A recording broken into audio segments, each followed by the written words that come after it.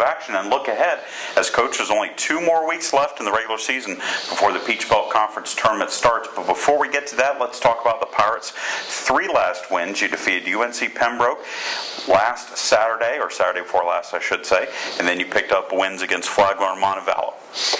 Yeah, Chad, coming into the Pembroke game, Pembroke's always a solid opponent and always plays us very tough. And again, it was a typical Armstrong Pembroke game, going down to last 10 minutes, and we were able to score 2 goals late to get the win. Morgan Mitchell usually comes up big in those situations, and she did again for us. And then Christina Pascotti came through to kind of ice the game. And Pembroke played well. We have an outstanding goalkeeper, Brittany Bennett, and she made it very difficult for us, but we were glad to pick up that win. And then coming back on the Wednesday, again at home against a Flagler team that played a very difficult schedule all year and has some dangerous players up top. I thought we played one of the better games we've played all season. It was a tight game in the first half, 0-0, but really broke it open in the second half. And Christina, again, just keeping on her torrid pace of late, scored her first hat trick, and natural hat trick too, right? 3 in a row. And then Andy Dawson added 2 goals to give us a 5-1 margin. And then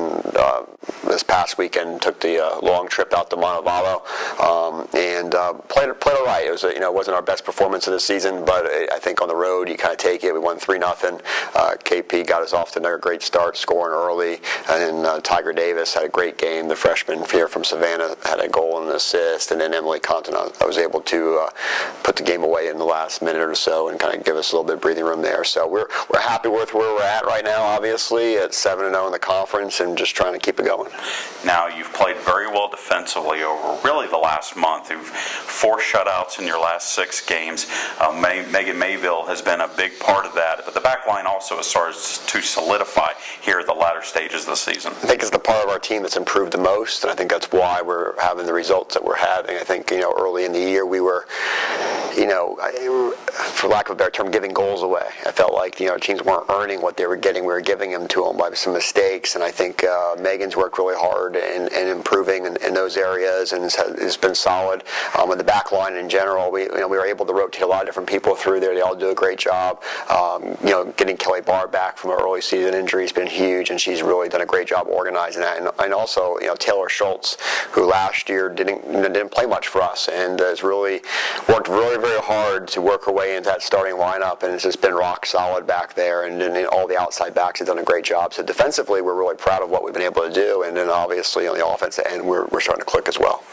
Now, you only have 4 more matches, before the end of the regular season. You have 3 this week, and then the big showdown with North Georgia. Take us through the last 2 weeks of the regular season. It's going to be difficult. We go to Georgia College tomorrow, and it's a place where we've struggled in the past. I think the last 2 times we've been there, we've lost and tied. So we know it's going to be a difficult game.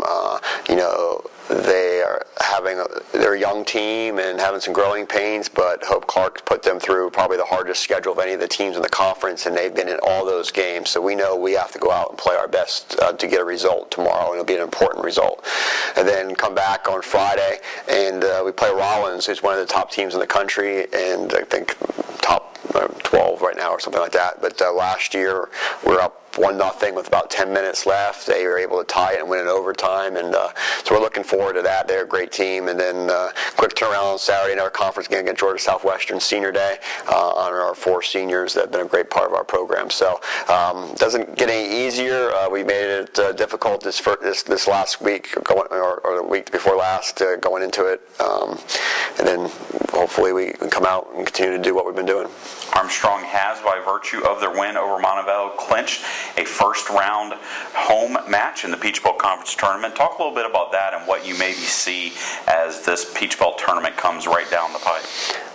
Chad, a couple of years ago, if you were the 1 seed or the 2 seed, that first round game would kind of be a game you felt pretty good about. This year, I can tell you, it could be a lot of different teams that could be in there, and it's going to be a difficult out for any opponent. It's going to be interesting. I think this year is top to bottom the best this conference has ever been. And I think the Peach Belt Tournament, there are numerous teams that could win it. But we're excited to get that first round at home. It's important, I believe. Our players are comfortable here. I guess it's another extra home game for our fans and for our players. So that's something that we always make a goal. And for ourselves, and hopefully that will carry us through to get to the Final Four again in Evans, Georgia. Armstrong travels to Georgia College on Wednesday and then returns home for their final 2 home matches of the regular season against nationally ranked Rollins on Friday and Georgia Southwestern on Saturday. You can follow all that action on ustream.tv/Armstrong Pirates, including all the Senior Day festivities on Saturday's 3:30 match against Georgia Southwestern. Coach, good luck this week, and we'll talk to you before the tournament. Thank you, Chad.